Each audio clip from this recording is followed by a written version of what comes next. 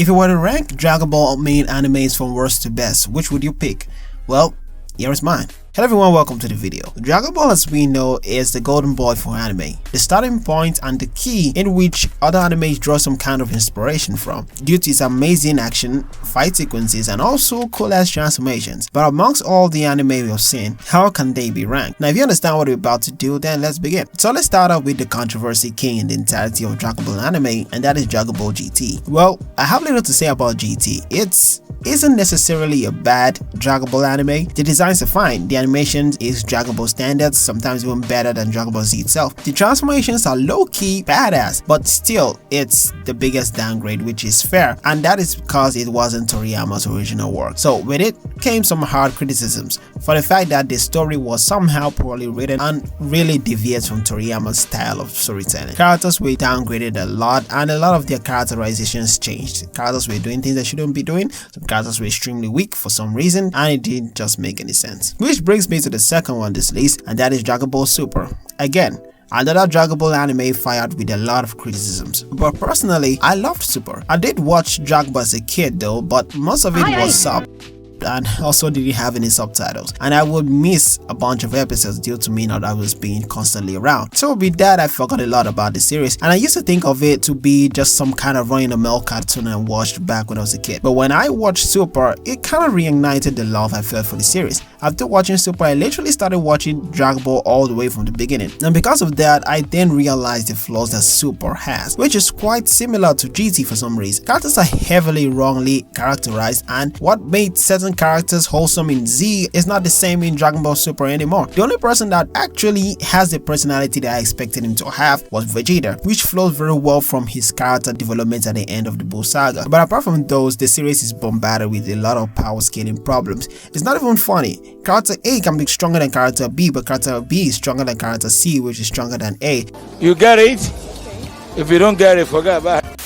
The thing is, the power scaling is insane, which makes it rather difficult to scale characters properly, and the entire show is centered around Goku and Vegeta, leaving the other characters practically useless. And on top of that, the animation is bad, especially at the beginning. Two very early arcs were just dumbass unnecessarily, which later on it did improve by giving us better animation and extremely one of the best arcs in the entirety of Dragon Ball, which is the Tournament of Power. But still, it didn't hide its problems with huge plot holes, sometimes lazy writing, which dams the likeness of the series from the rest, but was still enjoyed by a lot of fans, especially me. Its last arc on the manga did very well. Also, until the anime returns, let's still hope for the best. Next up is Dragon Ball Z Kai. To be honest, compared to how long I took to explain why Super is below the worst Dragon Ball anime, this one would be pretty short. The reason for Dragon Ball Z Kai was for a remake of the first Dragon Ball Z, one with better voice acting, somewhat better animation, and also one that follows well with the manga, and that it did well, but not completely. The animation was still kind of the same, nothing changed, just little. It followed very well to the manga, with dialogues being accurate and also fixed a lot of issues Z had, which I'd say made it better, but this doesn't make that much different. Pretty much the remakes we get from a lot of animes actually does justice to more than just following the manga. The animation is also good, which I would say isn't much of a problem for every other person, but still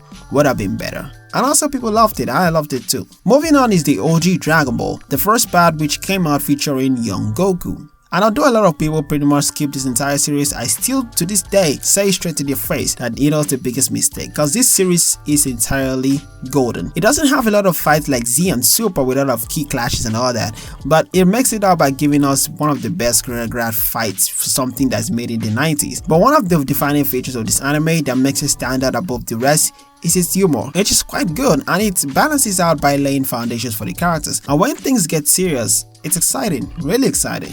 And plus, I really love how Goku is portrayed in this series. He has this childlike innocence to him and a pretty determined side, kinda like Luffy. He doesn't really understand things, but would choose to understand what is good or right. From the world building to the training arcs and the tournament arcs, which again kind of feels similar to One Piece, which one might say might be one of the inspiration for how One Piece operates. All this is why I consider it peak, and why for me I consider it the second best.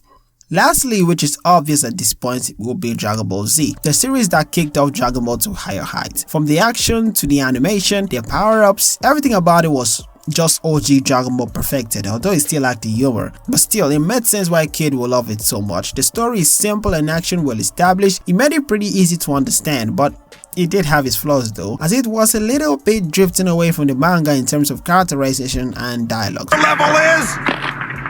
it's over 9,000! 9,000?!